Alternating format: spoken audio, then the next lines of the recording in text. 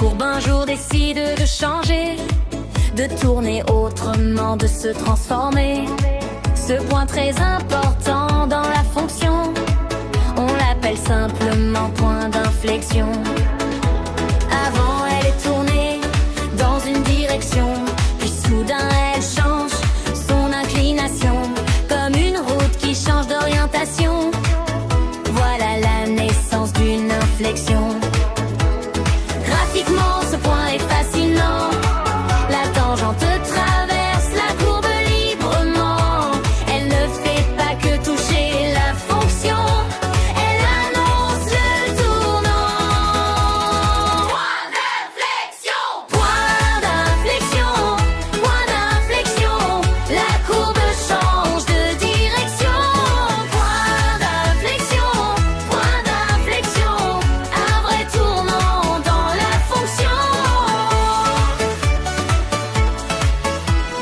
Analytiquement, il faut vérifier que la fonction peut être deux fois dérivée, puis regarder la dérivée seconde avec attention. Si elle change de signe, alors il y a inflexion.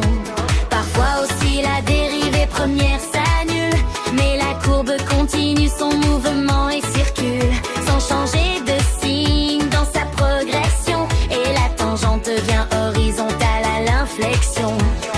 Attention, une courbe peut en cacher plusieurs changements, plusieurs profondeurs. Une seule fonction peut montrer sans limitation plusieurs magnifiques points d'inflexion. Point d'inflexion, point d'inflexion, point d'inflexion. La courbe change de direction. Point d'inflexion, un vrai tournant dans la fonction.